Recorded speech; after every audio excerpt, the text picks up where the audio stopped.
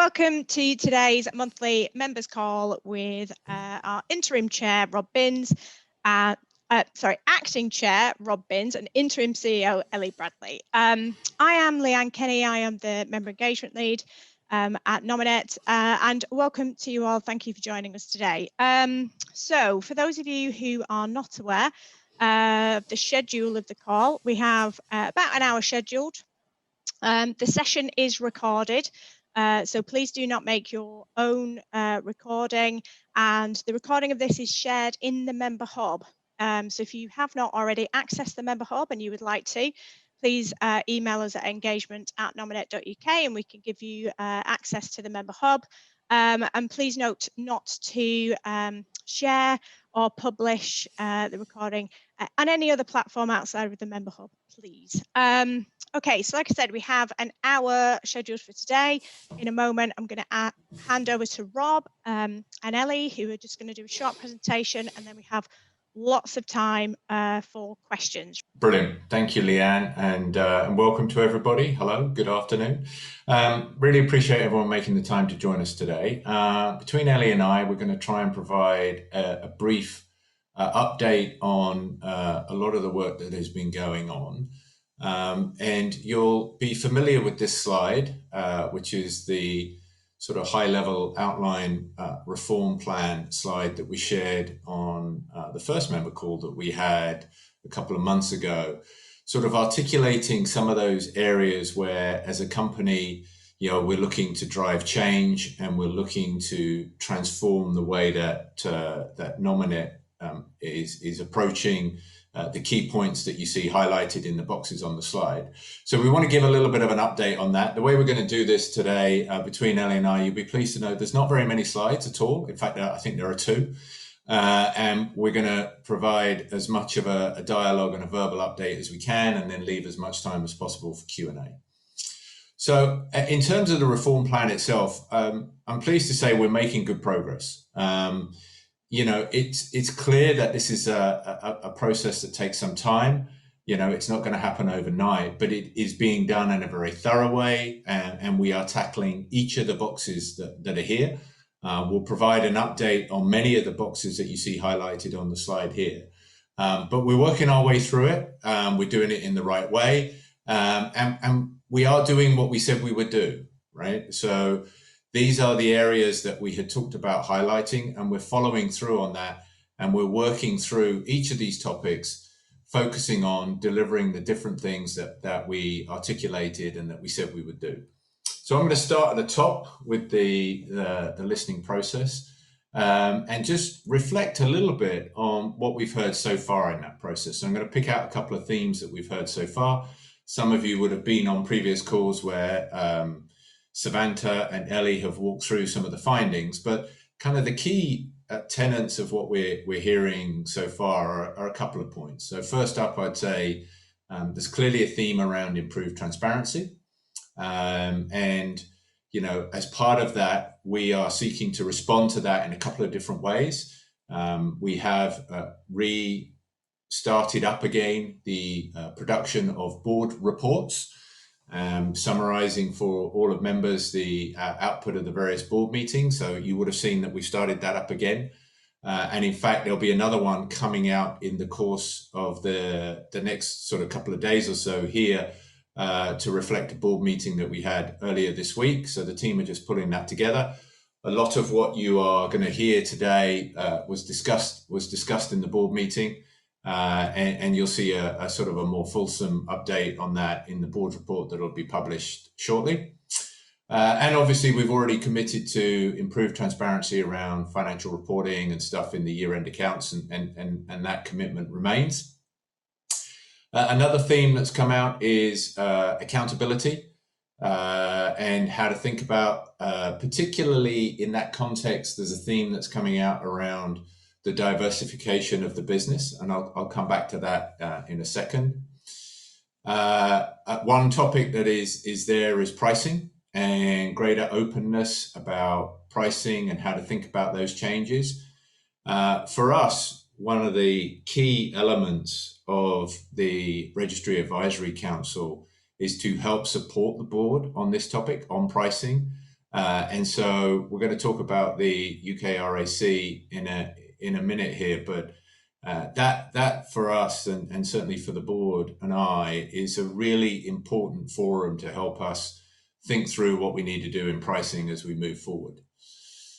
Another theme is really around engagement between Nominet and members with, how can we get a larger pool of members communicating with Nominet?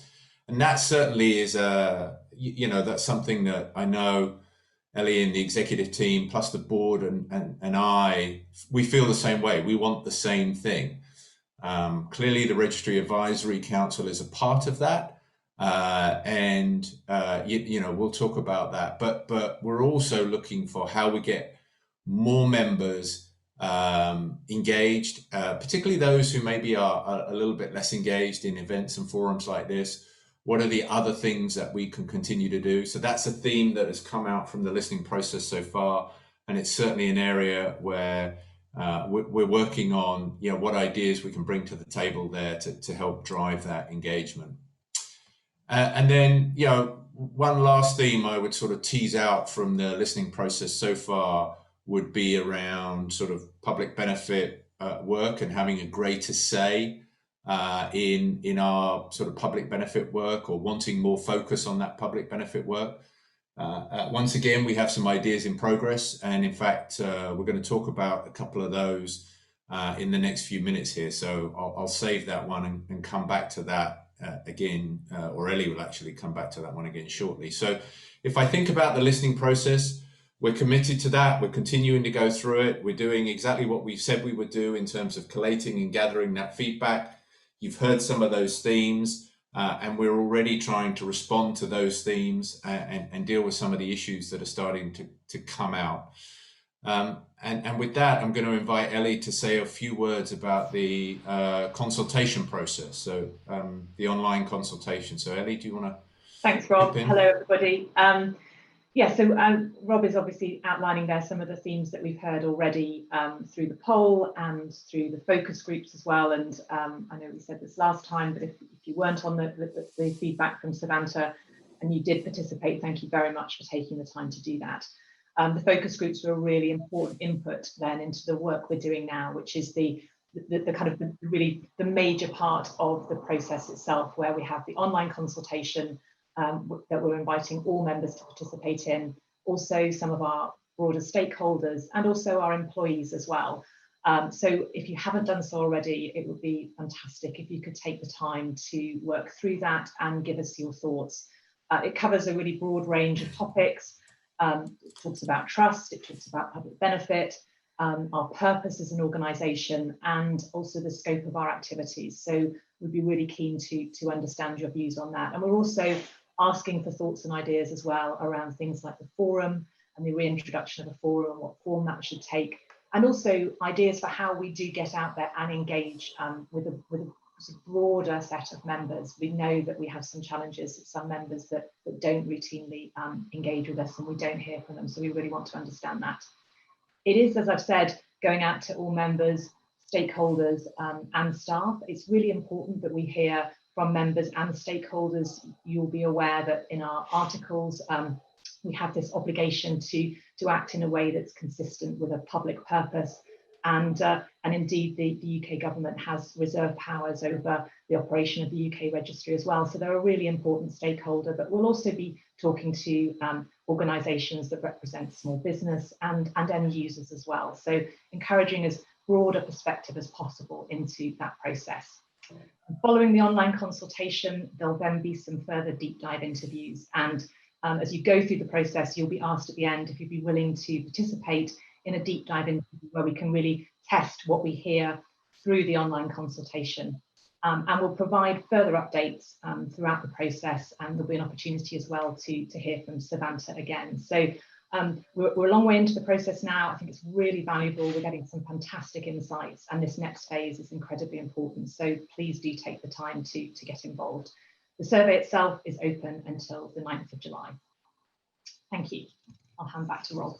Perfect. Thanks, Ellie. And yeah, again, just to reiterate, it's been a very valuable exercise thus far, and we're looking for it to continue. So please do participate, as Ellie outlined. So I'm now going to sort of click down to the next level on the slide, the next level of boxes that you see there. And I just want to sort of pick out a few of the things that we're doing on each of the individual boxes. So if I start by the sort of the box that's references determining the future structure. As some of you will know from the last board report that we shared, we are looking closely at what fits with the overall direction of the company and how we should shape that going out into the future. That work continues and will continue. I do want to use this opportunity. I've said it before on these calls. There may be certain decisions that we take that we cannot immediately disclose given business sensitivity and commercial reasons. And, I hope that members understand that and trust that is the case. It doesn't mean that work is not progressing, but there might be certain things that we choose to do around individual parts of the businesses or contracts or whatever it may be, where it's just not appropriate for us to disclose in a public forum exactly what is going on until such time as we've been able to conclude any discussions or conclude any negotiations or things that we are working on behind the scenes. And so I just wanted to reiterate that, because I think it's really important. It doesn't mean that the work is not progressing. So I do ask for patience and understanding from the members. We will be as transparent as we can be through the process. But I think there are certain things that we can and can't say at certain periods of time. Clearly, our objective here, we can't turn the clock back. There are things that have happened, but we are looking at how we can shape the organization that really delivers on the obligations that we have as a company, that delivers on the objectives and sentiment for all of our stakeholders, and how we can contribute to the wider digital economy. And these are the areas of focus for us, and that's what we're working on. And you can expect further updates, and we will continue to use the board report updates as a way to keep members informed and involved with what's going on and any of the key decisions and areas of focus as we work through those things. But please do rest assured there are some things that are definitely well underway, and when we're in a position to be able to disclose that, we will certainly do so. Moving across to executive compensation. So again, clearly this was an area of focus for us and things that we said that we would look at. And we've done a couple of things in that area I wanted to just provide a brief update on. First of all, we have been reviewing the benchmarking as we committed to do. And so as a reminder, the benchmarking is who we measure as, the relevant population of peer group compares for executive compensation, executive compensation. So we've been reviewing that benchmarking. And we'll continue to review that, and we will share that with the incoming chair, and I'll provide an update on that shortly. And we'll look to finalize that benchmarking with the incoming chair over the next little while here, and then we will communicate more clearly and more robustly around what that benchmarking looks like once we've had the opportunity to do that. I will say that we have cancelled the long-term incentive scheme that was an element of the executive compensation. And so that scheme has now been cancelled. As a result of that, all executive compensation, including that of the CEO, is now going to be, materially lower moving forward than it would have been in the past. And so, we have taken the decision that we felt like, for the direction that we are looking to take, that scheme was not appropriate. And whilst it would be inappropriate of me to disclose individual things on a call like this, as I'm sure you can imagine and appreciate, I did want to confirm to members that we've cancelled that scheme, And as a result, moving forward, executive compensation, including that of the CEO, will be materially lower at all levels as we move forward.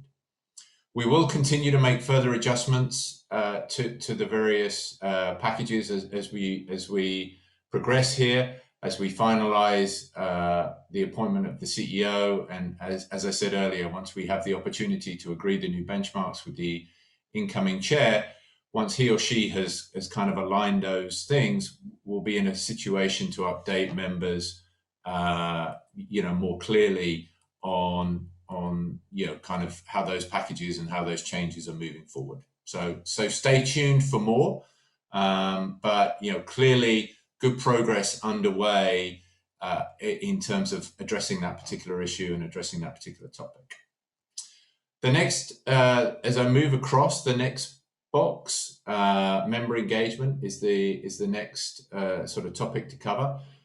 Today, there are several elements to that, and we've touched on that through the listening process. Today, I think we'd like to focus our time on specifically the Registry Advisory Council. And so with that, I will hand it over to Ellie, who's going to provide just a brief update in terms of where we are on the work that's underway with the Registry Advisory Council. Great, thanks, Rob. And also on the other two items, actually, I can, as I mentioned, the forum is an element of the listening process and understanding what members would like from a new forum moving forwards. And also we're asking questions in the online consultation about the role of members and what you see as your role in the organisation and how we can work with you more effectively. So another part that we're addressing through that listening process. But yeah, the Registry Advisory Council, this is a really important new forum for us.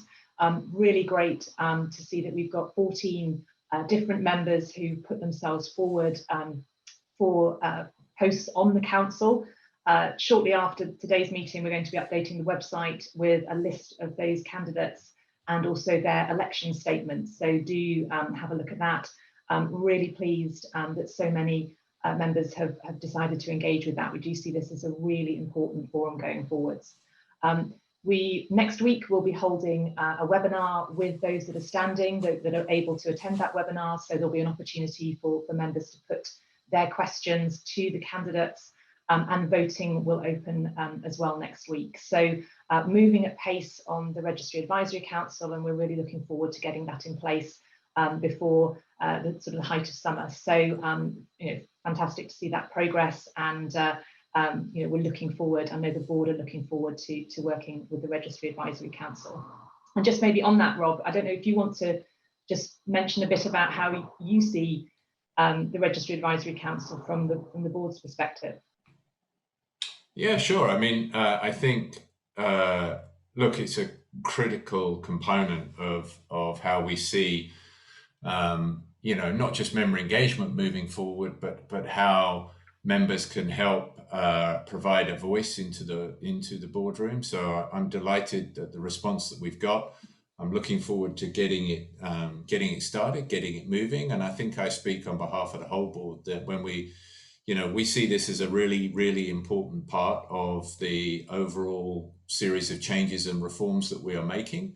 And I think it will be a great opportunity to have a way to give members a voice more clearly back into the boardroom, to help make the board, more aware of issues and to help drive a better sort of two-way dialogue, on key topics and key issues that are relevant. So, I'm looking forward to it. I'm delighted that we're making good progress and looking forward to working with the Registry Advisory Council as we move forward. So yeah, I think it's great. So thanks, Ellie, for the update. That's very helpful. Next up is sort of across, as you read across the top, is public benefit. We're gonna hold that for 1 minute because we'll do a deep dive on that in just a second. Ellie has got a slide with some of the things that we're doing in that particular area as we move forward. So I'll skip that for now, and then we'll come back to it in just a second, and I'll move on to the governance box that you see on the far right hand side. So I think there's a couple of things to just sort of update people on in respect of governance. Firstly, as I alluded to earlier, we're looking for the new chair, and we've been making some really good progress on that over the last little while. We now have a short list of good candidates, strong candidates, and we hope to be in a position where we'll be appointing a new chair very shortly. Just to give you a little bit of a sense of that, I've done 3 interview discussions this week, and another one to come later this week, and we will have more discussions over the coming few days. So, there's it's a very live and present situation, and we are making really good progress as we move through this. Some good candidates. And as I say, we hope to be in a position to make that appointment shortly. We've got some more interviews and more discussions to do over the coming days and weeks, but we're in a pretty good situation there, and I'm delighted at the quality of some of the candidates that we've had come forward, which has been great. We're also making good progress on the other appointed NED role that we had indicated that we would search for. You may recall that this particular individual, or this particular NED role, is one where we're looking for them to assume the position of the chair for the Remuneration Committee. So again, there's a specific set of skills and experiences that we're looking for in that regard. We're making good progress on that as well. And, the Nominations Committee have interviewed several candidates, all with good, relevant experience. And more discussions and more interviews are scheduled for next week, for example, and so that we can continue to progress that at pace. And I actually think we'll be in a position to make some announcements and appointments around that one pretty shortly as well. So on both of those, we're making really, really good progress. The CEO recruitment is launched and is underway and is ongoing.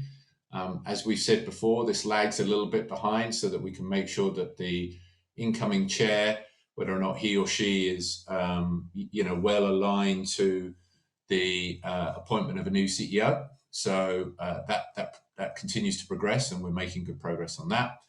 And then I guess the last point from a governance point of view, I would highlight, slightly different to the recruitment that we have underway, is I know that voting rights has been a subject of discussion amongst members.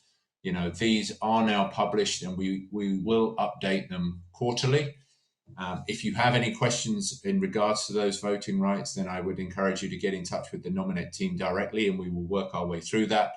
But we have published those now and have committed to update them on a quarterly basis as we move forward.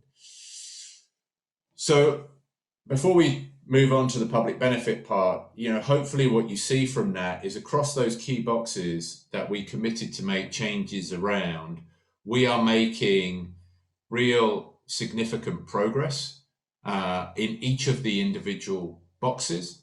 As I said earlier, these are things that take some time to work their way through, but I'm pleased that under each of the individual tenets of the reform plan, we are making good progress.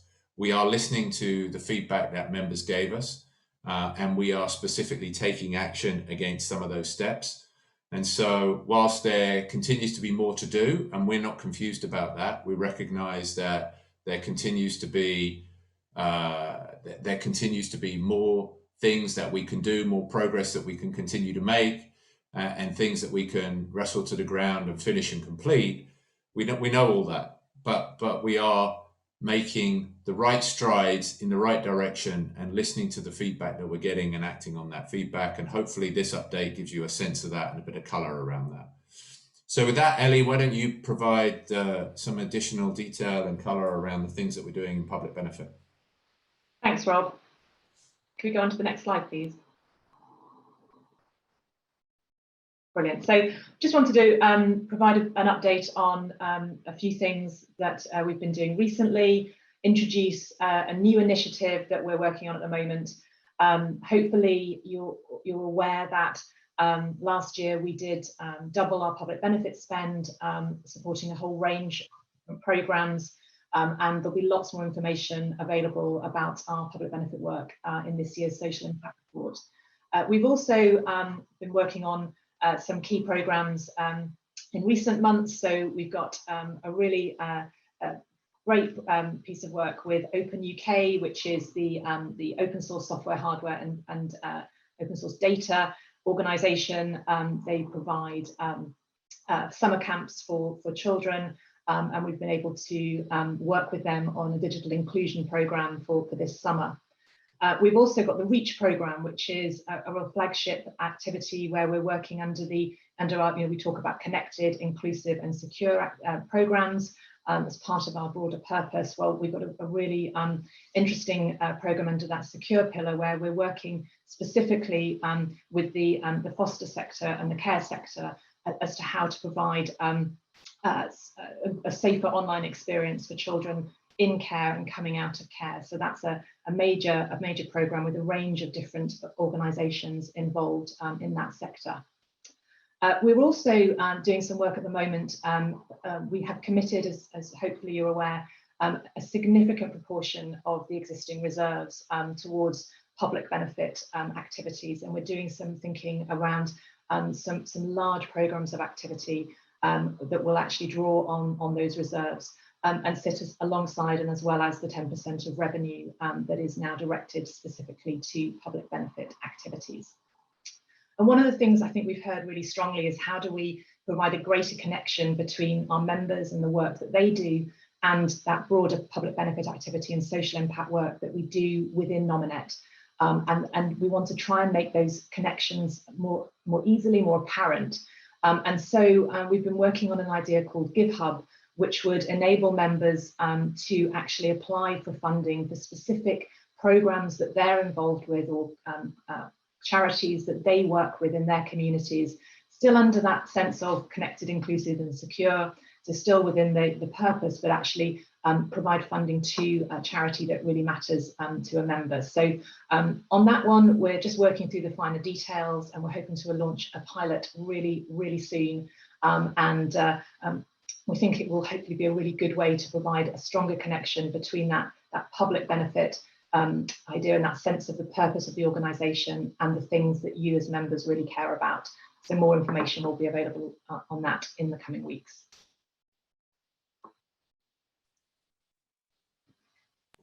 Great, super. We're done. Thanks, Ellie. Yeah, we're done. So Leanne, if there's any Perfect. questions. Yep. There are. We do have some questions. Okay, we have got a few on UK RAC, so I'm going to take that as a topic first. I've got questions from Andrew, Susanna, and then Dan. So Andrew, do you want to ask your question first? Yeah, so back in January, the draft terms of the RAC was published with a setup where the NED was just invited to the meeting and the council itself would elect its own chair.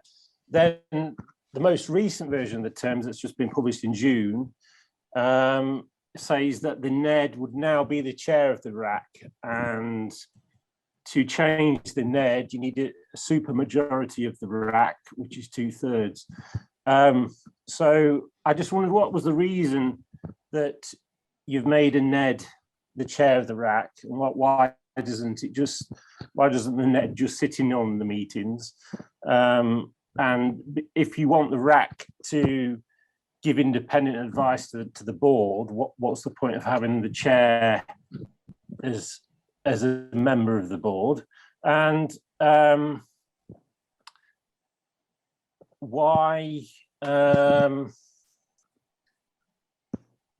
really that's it really. I just wanted to know what was the decision, why did the design team chair that, and who will be the chair, the NED that will be appointed to the RAC? Will it be James Bladel if he's re-elected at the AGM? Thank you. Thanks, Andrew. Ellie, do you want to take that? Just talk through some of the thinking from the design. Yeah, certainly.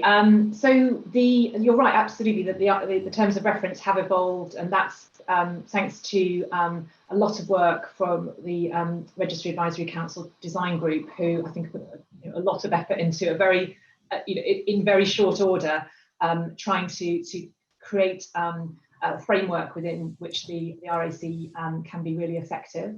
I think the thinking of having a member-elected non-executive director as the chair of the Registry Advisory Council was really about creating a very strong connection between the work of the UK RAC and the board of Nominet, and that was the thinking, to really make sure that it wasn't something that was sort of separate and distant, but actually that there was that strong connection was there, and you know, I think that's I think it's a, you know, there were arguments for and against that, I suppose, but what I would say is the RAC are able to look at their terms of reference, and if they want to make changes, they can certainly recommend further changes to those terms of reference in future. It might be the sort of thing where actually it's worth the new elected members actually getting their feet under the table, seeing how the Registry Advisory Council really works in practice, and what they think will be most effective going forwards. So I guess rather than assuming that the current terms of reference won't be optimal, they might be actually, and it would be worth actually giving the UK RAC perhaps time to bed in and to see that interaction with the Nominet board. And then if we need to reflect any changes in the terms of reference, that can certainly be looked at once it's in place. And just on the point of who, I didn't want to lose that part of the question. You know, James has obviously done a tremendous amount of work on this to date, along with the other people who have contributed to it. We would hope to be able to make that announcement, you know, pretty shortly in terms of who is going to be the right chair. So there have been some discussions going on in the background to get that lined up, and we would hope to be able to confirm that pretty quickly here. Thank you. Dan, I'm going to come to you because I know that you had a question on the UK RAC and just made a comment about being concerned about the chair being the NED. Perhaps you'd like to elaborate on that as well. Yes, I agree. I think it's concerning that the council wouldn't be able to at least elect their own chair. I think that's an important part of enabling the body to have some sense of self-organization, and electing their own chair is pretty vital. If it's felt that needs to be a NED, then, you know, I think at the very least the council should be able to choose of the available NEDs which one they want as their chair. So really just kind of adding on to that. I do have an additional point as well, is so previously Rob mentioned about the RAC having involvement in pricing. From what I've seen of the terms, it seems that the design team has pretty much decided that that's not something which should be discussed at the RAC level. So there seems to be a slight disconnect between the latest set of terms of reference which have come out and the expectations from the current interim or acting chair. So I was hoping that perhaps you can explain a little bit on how you see that working in terms of what the design team is saying versus what you're saying currently on pricing in particular. Can I just clarify with Rob and Ellie? Is that something that is that a decision that the board has made, or is that a decision that's come out of the design group? I think we need to be careful that we're aligned on what's currently in scope in the terms of reference.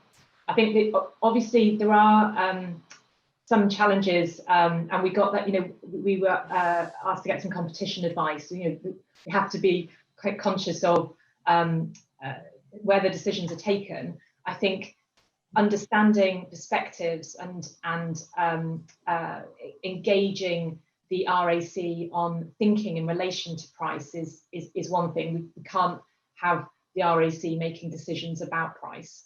Exactly. Is how I try and capture it. Okay. Yeah, I think it's a great forum to understand the issues and sentiment, but to Ellie's point, it can't be the one that makes the decision. Okay. Ashley, can I come to you because you have your hand up, and then I'm going to come to Susanna's question. Yeah, hi. Oops. Hi there. Ashley here. I'm with 2 Cows, and I also was on the team that helped design the RAC. So I don't want to try to speak for every member. We didn't all agree on everything as a part of the process, as one would hope. But I think what's important is our goal in designing this is to get a framework in place so there's something to start from. But it's the goal that the RAC has a lot of power to change itself based on what the members who are elected want to do. So, you know, you have to start somewhere. And obviously, wherever we started, there are going to be things that people want to change, and that's good. So the goal is to have it change based on who's elected and have it something that can change over time. With the price issue, yes, there was concern about competition law. So having them not be responsible for coming up with a pound amount that the price should be, we wanted to make sure to steer away from that. But we did want to have a voice in any sort of decisions on raising and lowering prices and what the context and grounds were for that. So we weren't trying to skirt the price decision. I think it's a really important thing. And if Nominet were to come say we're going to up the price, then the RAC would definitely have a voice in saying why are we doing this? What are the alternatives? You know, like, why aren't we cutting costs so we can lower the price? Things like that. So yes, talk about price in the context for changing price, but not setting the actual amount for pricing. When it comes to the board, the member being on the NED being on the chair, yes, there was a goal of having a really close connection to the board, but then I take it back to you know, giving the RAC power to define itself. If the RAC decides that that's absolutely just not okay, then I think the members of the RAC, whoever is elected, should have the opportunity to have that discussion. So I love that those questions are being raised, and I think you know, if you're good to be on the RAC, then definitely bring that up in the meeting on the 29th, and hopefully whoever's elected has a robust discussion on that, and you know, takes the time to review the terms of reference and change them to make them more appropriate. Actually, that's really helpful context and input. Thank you. And I know you and others contributed a lot to the work that went in. So I think it's really good to, really good to hear from you directly. So thank you for that. Appreciate it. Thank you. Susanna, can I come to you? Yeah, just unmuting. I've got my partner's working in the background. You might get a little bit of confusion. I'm not sure. Hello, everybody. Ashley, first of all, thanks very much indeed for that sort of background.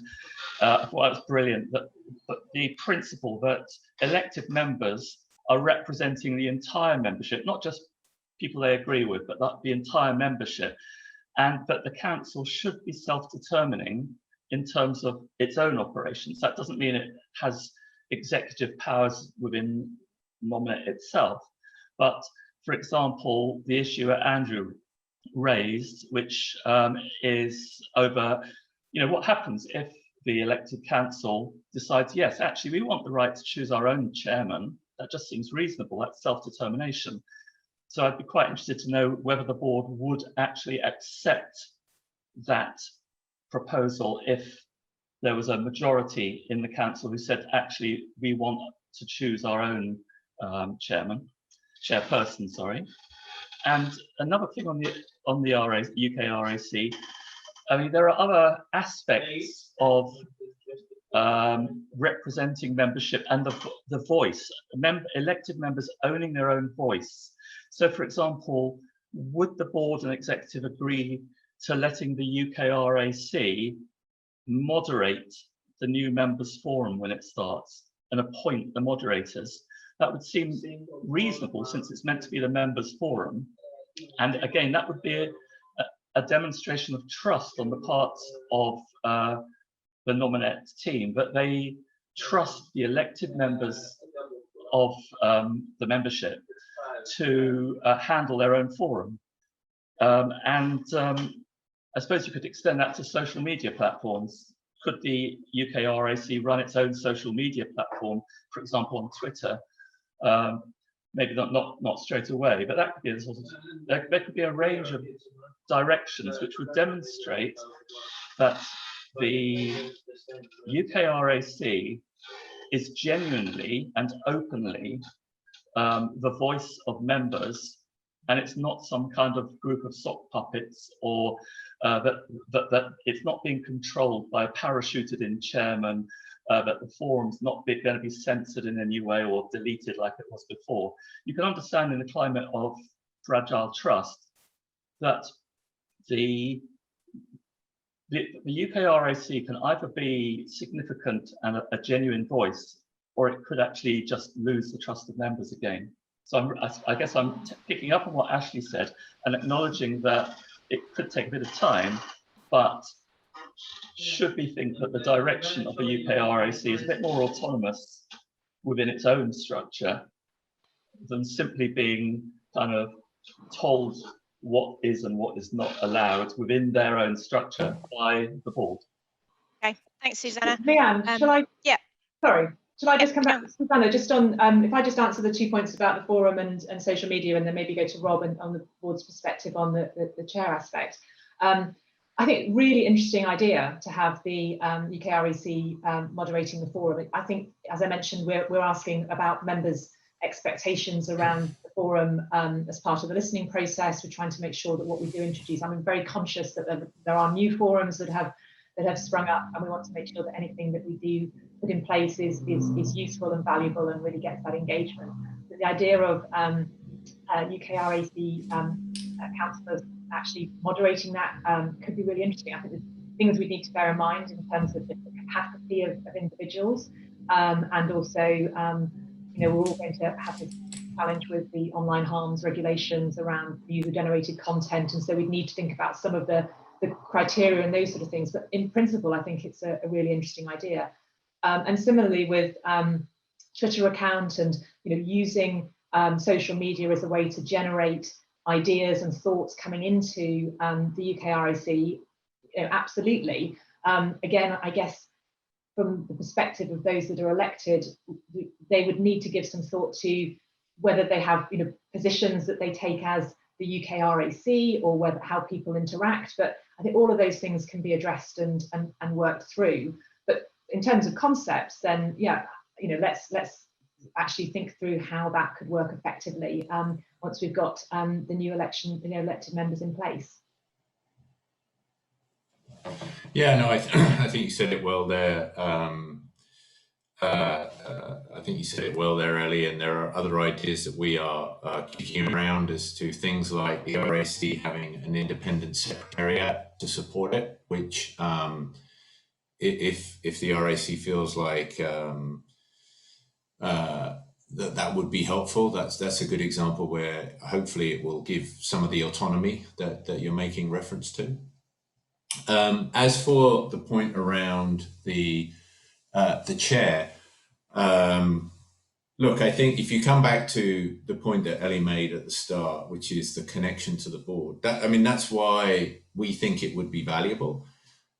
Clearly, if the RAC membership decided that was not the case and it wanted to take a different approach with regards to who chaired the meetings, well then, yeah, as a board, I think we'd certainly look at that. I think we'd have to work out what's the best way to maintain that connectivity between the RAC and the board of directors that is Nominet. Now, clearly, the idea was by having a chair who was a non-executive director already elected by the members, so one of the four who was elected by the members, we thought that would provide the best way to provide that connectivity back. If the RAC decides that that's not what it wants and it wants to do something different, well then, yeah, as a board, we'll certainly look at that. We would want to understand how we get that best connectivity. So I think in the spirit of the way that Ashley articulated it, I think as the RAC works through that and works through the straw dog that's out there and what it wants to do in order to move forward, well then, we'd certainly work with the RAC to look at those things, providing, we make sure that we get the right connectivity back to the main board. Thank you. I've got hands up from Rex, Matthew and Dan. I'm going to assume that they are all questions on UK RAC still before we move on. No, Rex, no. Matthew, no. And Dan has taken his hand down. Okay. Well, in that case, we're going to move on anyway, unless anybody else has anything to say about UK RAC that they want to comment on or want to ask a question. No? Okay. Rex, over to you, please. Hi there. Just before I ask my question, Rob, you said earlier on about the bonus scheme, that it's not aligned with the direction you're going to take. So that suggests you've already decided the direction that Nominet's going to take? No. So to be clear, it's the LTI scheme, right? The long-term incentive scheme. And for those of you that are very familiar with these LTI schemes, they really are designed to foster and create what I describe as value creation.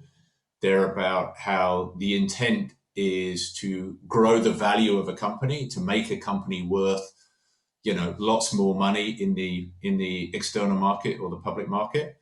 And it's clear that regardless of what direction we take with Nominet, that is not what we're trying to do with this business, right? We're not trying to make the business be worth, X £100 million in a public market. That is not the intent. And so that was my point around the future direction. It's not that we have decided what that future direction would be, but LTI schemes are all about value creation, and that's clearly not a part of what we're trying to do here. So hopefully that helps clarify and hopefully. Great. Yeah, I mean, that does suggest there's been a complete about face turning the ship around in the last couple of months, but that bonus scheme has been in place for years. The LTI has been in place for, I think, 3 or 4 years, something like that. Anyway, on to my question. Given that personal data was shared with Savanta recently without notification to members, what do you think about committing to a secret ballot for future votes? Ellie, do you want to? We pick up on this one. So specifically, Rex, just for everyone else on the call, this is about the sharing of the election data in relation to the EGM resolution with Savanta, who are conducting the listening process on our behalf. I think we're confident. We've reviewed it. I totally understand that members are concerned about this, and for some are very uncomfortable that was done. I'm sorry if that is, that is the feeling of members. The intent with doing that was very genuine in terms of making sure that in this first phase of the listening process, we would ensure that we were hearing from a breadth of members, and those focus groups would have, would have a range of different perspectives in there, rather than a concentration of perhaps people who voted in one particular way. And so that was the thinking of doing that. We, from a company perspective, we're comfortable that it is in line with appropriate use of data, but that doesn't mean that if members are uncomfortable with it, we shouldn't say, sorry that is the case, and I think we hopefully can move on and actually, in terms of the listening process itself, I don't want that to devalue what I think is a really worthwhile exercise, and want as many members to participate in that as possible. The broader question around, I think, was around secret ballots in future. The challenge is that that resolutions are normally held in person. You normally hold a resolution in an EGM or an AGM through a show of hands. We, for convenience, do that electronically. So it's never been a secret ballot. It's something that's confidential. We haven't shared it publicly, but it's only the non-executive director elections specifically that are secret. We do not know who votes or how people vote in those director elections. I don't feel I can make a sort of specific or take a specific view on future votes at this point. But I do want to, make it very clear that we understand the issues that have been raised about the sharing of that data, but the intent was very genuine in terms of ensuring that we got a range of perspectives into the listening process. Okay, thanks, Ellie. I just want to stay on this topic because I know there's a couple of people who've got questions on this. But then I do want to move on because I know we've got questions on other topics as well, and I'm conscious of time. Dan, I think you have a follow-up question. Susanna, I know you had a question about EGM votes. I don't know whether that's been covered by what's been said already. If not, raise your hand, please. Dan, I'm coming to you first. Hi, yeah, so I mean, firstly, I would endorse the sentiment of, I think it would be really good for us to have secret ballots for all future votes. That may well require a articles change, but it should certainly be something Nominet considers. I think I would just comment that it's obviously now become much more well understood that Nominet has access to who voted and for what in these resolutions, and that has caused a great deal of concern, particularly considering the way that Nominet conducted itself in the last EGM. And I think it would be really useful for Nominet to publish a policy on how each type of vote is handled, how the data is handled, and who knows what. Because I think we as members need real clarity around this, so that we can at least understand what is going on with that voting data and how those votes are being handled. As far as I know, there isn't really a kind of clear, concise policy on this. And I think that would be a really useful thing for Nominet to provide to members, and can be something put under the members hub, so that we have a clear reference and to set the expectation of how this should be handled in future. Okay, thanks, Dan. I think that's a great idea, Dan. I totally appreciate that. That would be, I see absolutely no issue at all with just being really clear on what a secret ballot is, what a confidential vote is, what the difference is, how it works, and let's just be absolutely clear on how that data is handled, etc. And so we will absolutely look at that. Great, thanks, Suzanne. I'm going to come to you, and then I'm going to come to Matthew, because he's been ever so patient. Actually, I've changed my mind. I think the questions that have been asked answer my questions. Thank you. Perfect. Thank you. Matthew, thank you for being so patient. What is your question? That's no problem. I have a quick question on the Savanta listening process survey thing. It's been said that it's all members are being invited to take part. It's also been said elsewhere, not today, that all staff, Nominet staff, being invited to take part. But it also makes reference to there being stakeholders being invited to take part. I was wondering if, sort of out of an abundance of transparency, Nominet could let us all know a list maybe of the organisations of who comprise those stakeholders being invited to take part in the listening process. I think that's a really interesting idea, Matthew. We have to be quite careful, because we won't know who has taken part. That won't be revealed to us. So it may well be that in terms of stakeholders that are invited to participate, some or all of them don't actually participate, and so their views are not ultimately reflected. So we just need to think about how we handle that. And just going back to what I said earlier on in the call, the sort of stakeholders we're talking about are people like UK government, representatives of small business, representatives of consumers, law enforcement. So the organisations that we're working with every day, or who are our customers, or ultimately it will be representative of your customers, trying to get their perspectives into the process as well. So it's that kind of organisation. We've been asking our experts in our dispute resolution service, so people who have engagement with us in various different ways, or represent people who take our products and services as the UK registry. So that's the real focus. Okay, and does presumably these are people that a list has been sent, for example, to Savanta by Nominet of organisations like Nominet has sent the list of the email addresses to Savanta. Nominet will have sent a list of these stakeholders to Savanta for them to be invited to either take part or ignore as the stakeholder wishes. But is there any reason that list of stakeholders, where there are organisations but not necessarily personal data, why that is not just a simple thing for that list to be published, again, out of an abundance of transparency? I think it's probably fine. I think we just need to look at that. Let me talk to Savanta and respond on that. But I personally, I don't see that that's an issue. There's nothing, we're not trying to hide anything with the stakeholders that have been invited to participate. It is genuinely those that are working with us or represent those that do work with us. So let me have a chat with them, and we can work out what we do next on that. Why is that important to you, Matthew, out of interest? It is a matter of basic good transparency to understand who Nominet view as their stakeholders. Okay.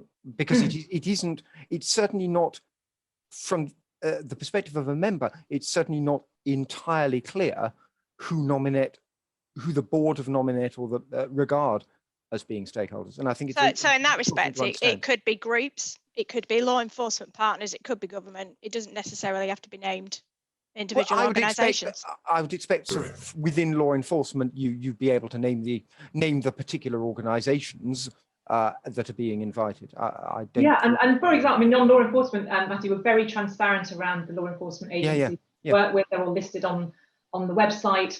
So yeah, but it's exactly that kind of thing. So let's have a look at how we tackle that. There's nothing secret or underhand about which stakeholders. But I think you raise a really interesting point, which is who do we organisationally consider those different stakeholder groups to be? And so let's look at that. And that's quite an important thing for looking at any structure moving forwards and things like that. But just for the avoidance of doubt, I certainly haven't imagined that there is any sleight of hand or anything like that going on whatsoever. Thanks very much, Ellie. Thank you. Okay, we did have a question from Cyprian in the chat. Is Cyprian there? Does he want to ask that question before we move back to Dan? It's about the LTI. No, okay. Dan. Oh, Cyprian doesn't have a mic or a camera. Okay, I'm going to go to Dan. So hopefully just a couple of quick fire ones for Rob. So Rob, I was hoping you can confirm yes, no. Are you planning on running for chair yourself? No, I've been clear about that to several people in the past. No, I am not planning on running for the chair myself. Okay. Also on the executive compensation benchmarking. So you mentioned about working with the new chair on this, but this to me seems a little bit backwards. So how can you employ a chair and presumably decide the salary they're going to get for that role before you've decided how to benchmark it? So you know what kind of chair is going to come in and accept a salary and then say, yeah, I agree, we should cut my salary. That seems a little bit backwards way of doing things. Well, to be clear, the benchmarking is on the executive team. So that is the CEO and the rest of the executives. And so that's the work that we committed to do as part of concerns raised around executive compensation. And so that's the benchmarking that we have undertaken. And as a result, it's clearly important to align with the incoming chair as we think about, you know, what we're going to pay a CEO, for example, that is going to ultimately work for that chair. So. Great, thanks. Susanna, I know you had a question about financials around Siglass. And I'm conscious of time, but I'm just going to try and squeeze these last few in. Yeah, two very quick points. Great point about the voting procedure policy, which I think Ellie agreed might be well worth looking at. I wondered about a responsiveness policy as well. I think any significant company should have a policy that we will reply to emails within a certain number of days, maybe 10 days, you know, to guarantee a sort of standard of responsiveness. But my actual question was just a quick one on financials. You might not be willing to disclose this, or you may not have the figures, but to the end of the financial year 20 to 21, would you be able to tell members as closely as you can how much you think Siglass lost? In other words, in your working estimate, because obviously as executives and boards, you must keep a pretty close tab on how things are going. In your working estimate, what sort of figure do you think that Siglass is down for the past year? How much was lost? Yeah, so we will disclose those.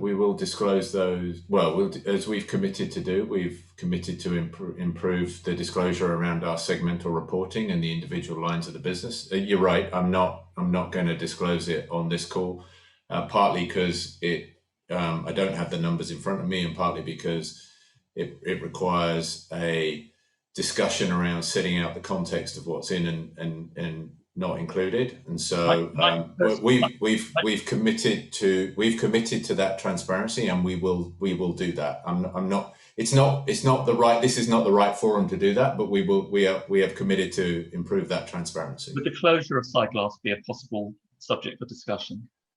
I've made. Look, I said when we talked about the diversified businesses that there are some things that I can and can't say on a call like this with members, and I trust that members understand that, and they understand the commercial sensitivities around that. Whether or not it's Sightglass or any other part of the business or any contract, I can't publicly discuss that and then expect to get, you know, a reasonable commercial outcome or agreement or settlement or something with the other party if we're discussing that. So it's you know, there's lots of issues at play as you think about the stakeholders.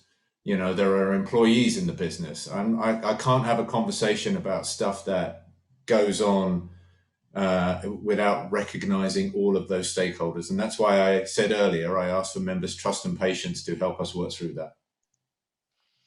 Can I come to Francis? I know that Francis had some comments that he suggested for discussion on this session, which we haven't had time to come to. Francis, do you want to pick that up, or should we pick that up with you at another point? You're on mute.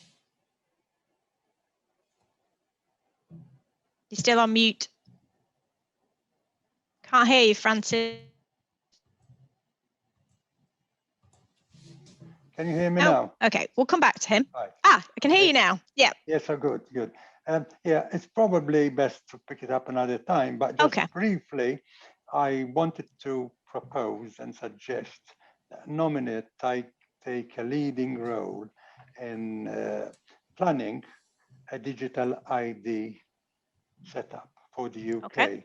Now, I know it's a controversial subject outside of Nominet anyway, but immaterial of what happens outside of Nominet, this thing is going to come back to us in the next few years anyway. And I think Nominet is probably the best body in the UK to actually be a major part of that.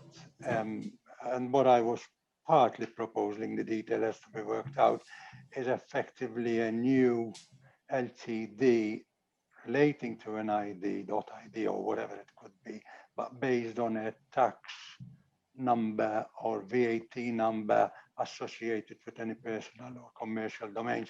But, you know, obviously details have to be worked out, but it's something that needs to be looked at in a lot of detail, and certainly has to be done in conjunction with obviously stakeholders, and particularly government, who, as you say, has got a bigger stake in Nominet, well, an important stake in Nominet registry anyway. But as I say, it's something that's probably for later discussion rather than today. Okay.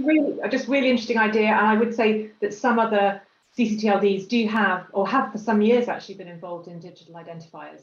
But it is, as you say, also quite a controversial area for some. But yeah, thank you. It's really interesting.